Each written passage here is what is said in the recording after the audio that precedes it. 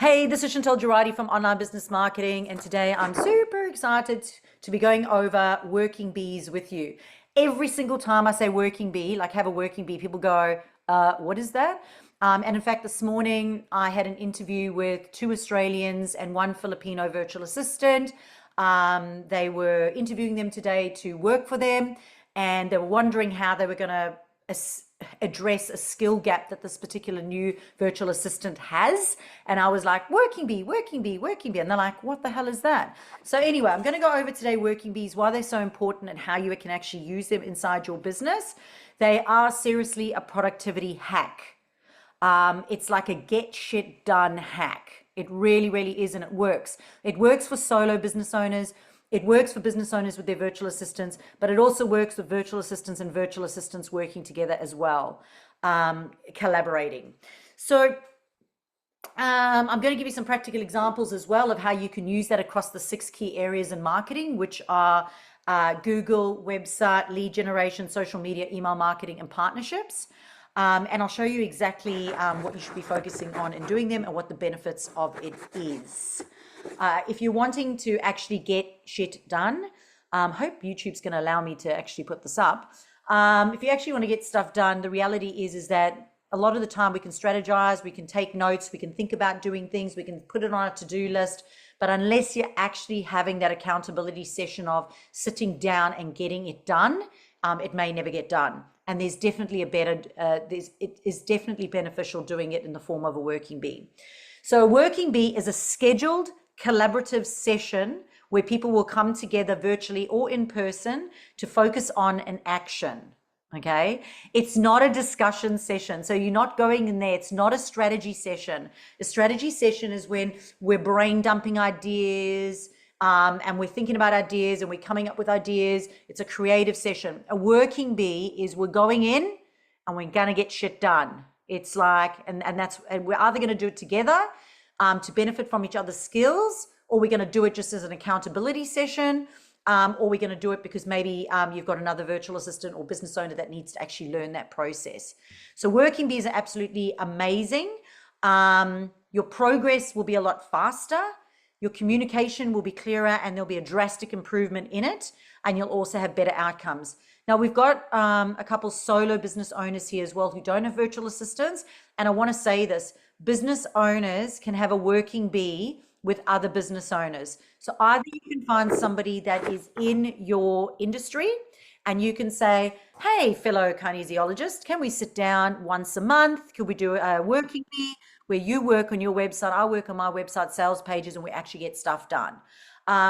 Or alternatively, it could be someone that's not in your industry. So many of you might see that one of my best friends, Rachel, she owns a pest control company. Pest control's got very little to do with marketing, but often we will sit there and we'll go do, do, do, do, do. She'll be mapping out an automation. I'll be mapping out some automation, and we'll throw ideas at each other. And believe it, like she will come up with stuff all the time where I go, oh my gosh, I didn't even think of that. And you wouldn't even think like, that somebody could even come up with that sort of stuff. So sometimes when you're inside the jar, you can't read the label. So having those little working bees, those accountability sessions are really good. I know that when I was working from home and the girls were like really small at that stage, I had 3 daughters under the age of 5.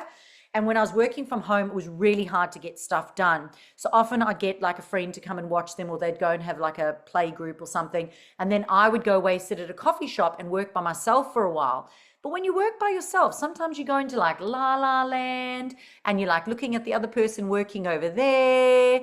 And the next minute, an hour's gone by, all you've done is, had a piece of cake and a coffee, and you've really got nothing done. So I just want to make sure that it's perfectly clear that the working bee is for you to go in and get shit done, if I haven't said that enough today.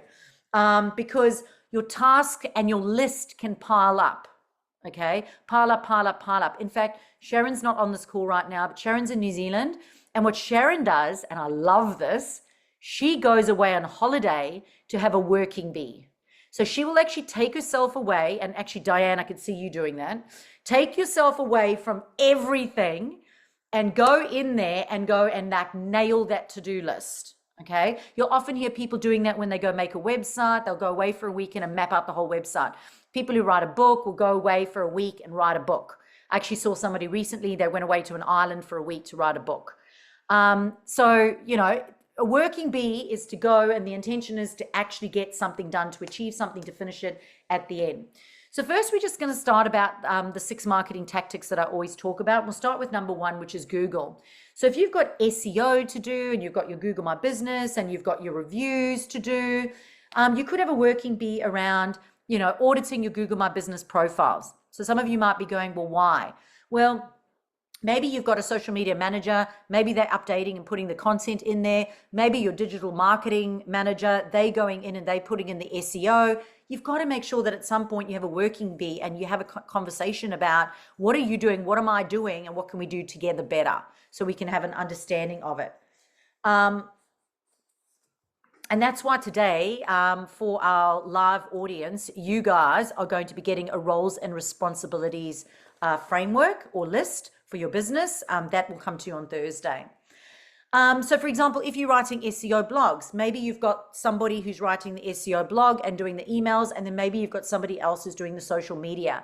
At some point, they need to come together and go, what is the standard operating procedure of us doing this together? And then we've also got to go, what can we do better? And then the digital marketing person who's in charge of SEO might say, hey, listen, don't forget, but these are keywords. We need to actually incorporate these keywords in what we're doing right now. Cool. So let's talk about the website. When it comes to the website, you need to go through and have a look at the website, have a look at the copy, but also at your buttons, because often your buttons, believe it or not, sometimes they just stop working or the links break. You've got to be checking your mobile responsiveness and your links, but perhaps like your social media manager is directing traffic to a call to action button on the website, and then the digital marketing person hasn't noticed, but one of the buttons isn't working on the website. So I always say to my team, you've got to make sure that you go through and follow through with that, and make sure that wherever you're sending somebody, even though we're relying on somebody else to do their job, we want to make sure that when we go through that, whatever we're doing is actually going to work. So we don't just stop here, we follow through and make sure it all gets done. So for example, case studies, maybe you want to collaborate, and maybe you want to have a working bee around putting together case studies and testimonials and video testimonials, and the email marketing person can use that for email marketing. The social media person can use that for social media. The digital marketing person can use it for the website. But you've got to make sure at some point that everybody's telling the same story. For example, they might go, Mary was a 6-figure business owner that was into drug, sex, and rock and roll. And the digital marketing person is going, Mary was a 7-figure business owner who was into world peace and, saving the world. So you just want to make sure that at some point they're collaborating so that there's consistency end to end.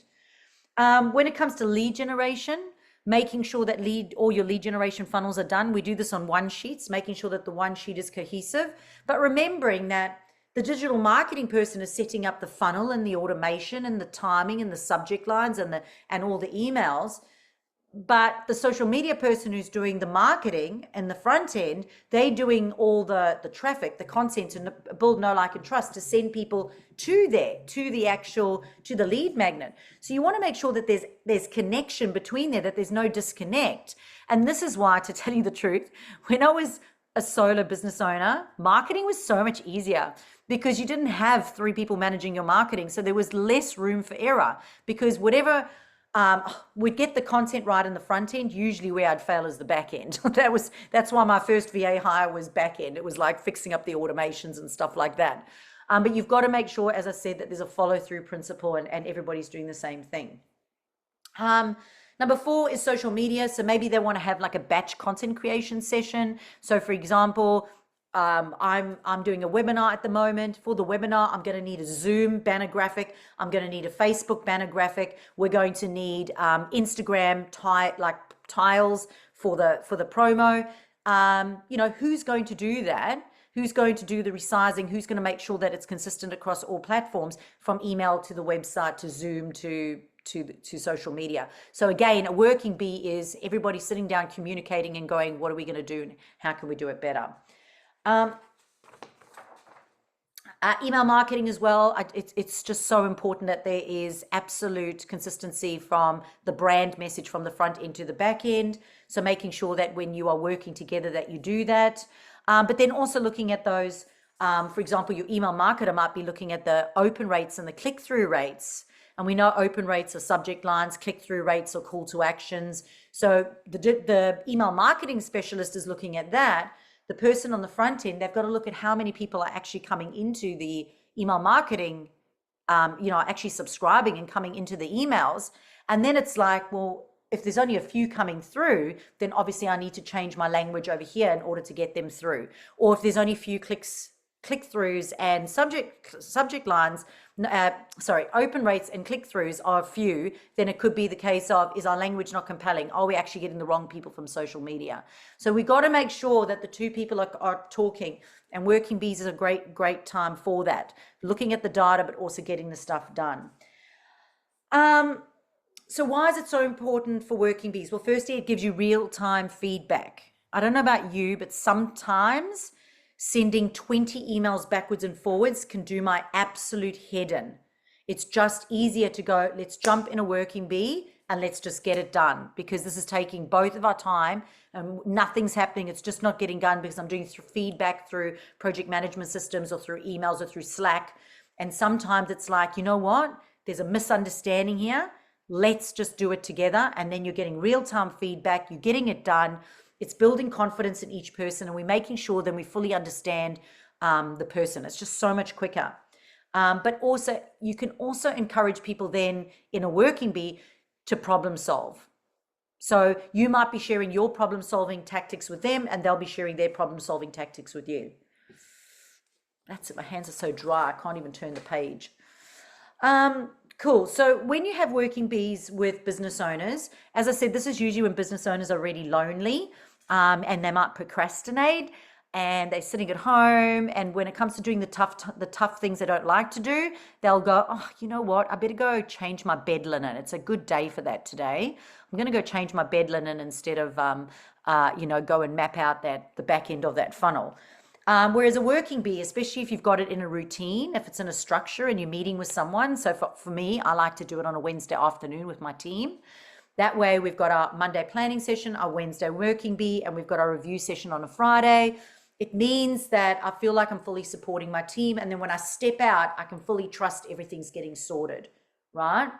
But it reduces that isolation. It provides accountability for yourself. It sparks ideas, and it increases your follow through. This is really important.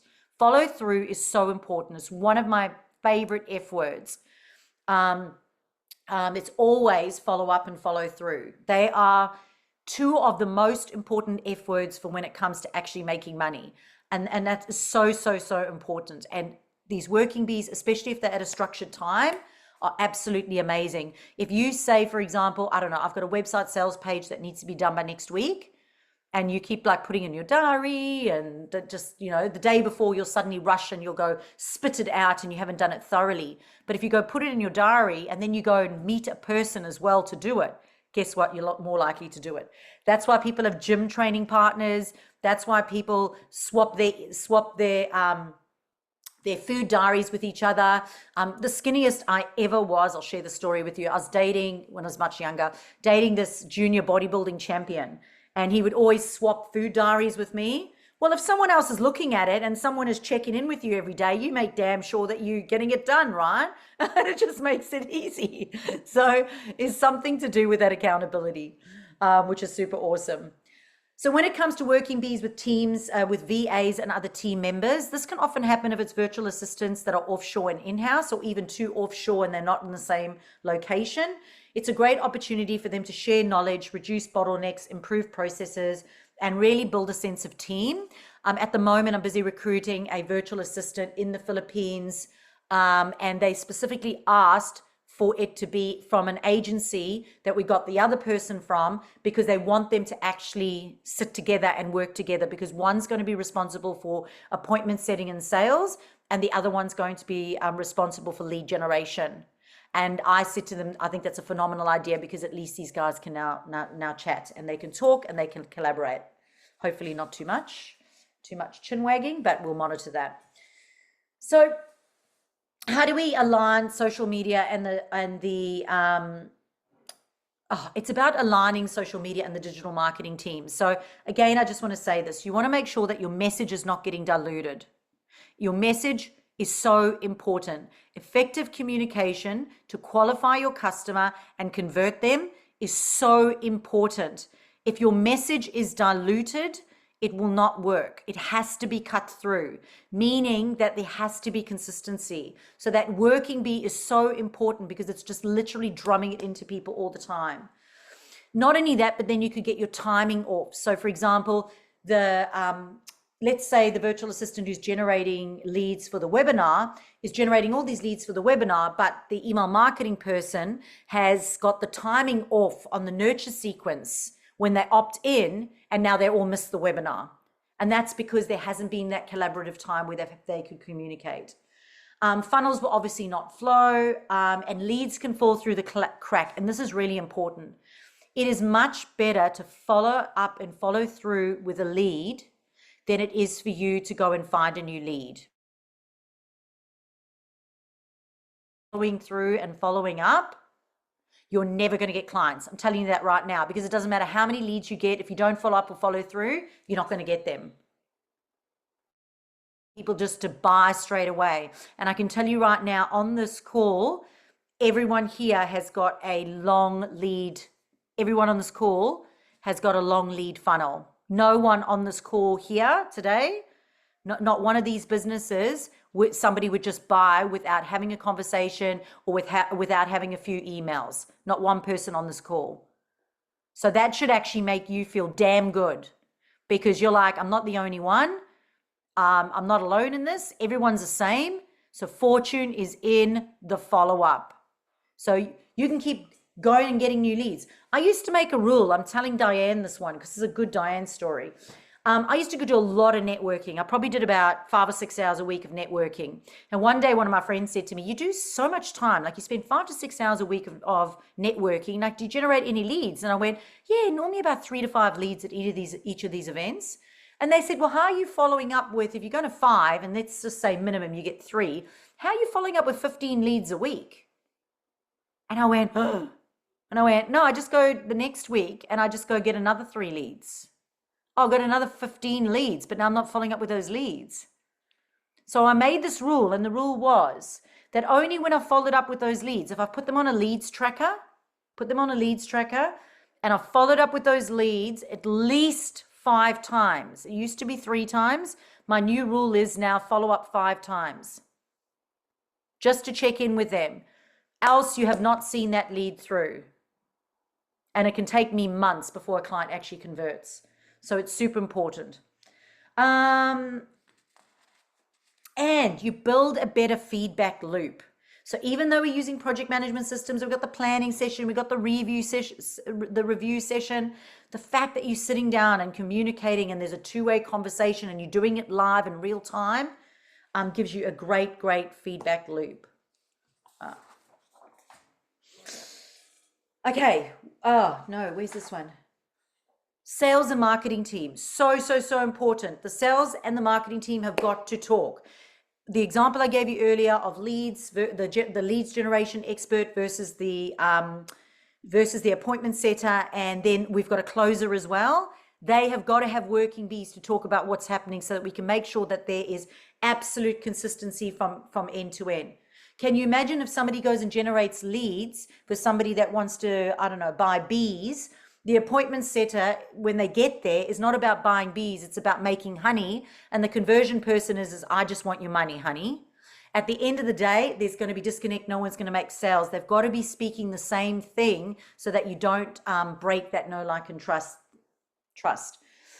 Cool. So the next thing is working bees for onboarding and SOP creation. This is so important. When I bring on virtual assistants and I train this, but in the first 8 weeks of bringing on a virtual assistant, or in the first time you ever do a task. So the first time you ever do a task, you would write out the SOP for that task. Okay. So you would have a working bee with yourself on Zoom. You'd have a working bee with yourself on Zoom, record yourself doing that task. How to enter a business award. How do I prompt ChatGPT? How do I, what to take into consideration when entering a business award. And you write that entire SOP. So the next time you go to enter an award, you've got that SOP. you've got the video recording, and you've got the written. Okay, so SOPs for onboarding and sorry, working bees for onboarding, working bees for SOPs, so important. And with my virtual assistants for the first 8 weeks, they do a working bee with me 1 hour a week, and they do a working bee with one of my other team members so that my team member can teach them their role. Because if they understand their role in their business, they have a better perspective of the overall business, a much better, more holistic end-to-end perspective. And if one gets sick, they can moderately take care of that other person's role while they're away, especially if they've got good SOPs. Really important. And especially for software. So say, for example, the business owners I was working with this morning who we're interviewing a virtual assistant for, they were talking about the person we're bringing on doesn't have a really good, isn't really good with systems. And we were like, as long as we can put a system in place, this virtual assistant will be able to follow it. So we did test them for that. However, they have got somebody who's incredibly process driven, who is so regimented and documented with using their project management system. And I said, great, this new person, when they come on for the first 2 weeks, that person is going to have working bees with this person so that they can actually show them what to do. And the process is going to be documented as well. So they can create it as an SOP for that person. Done. Training taken care of. Awesome.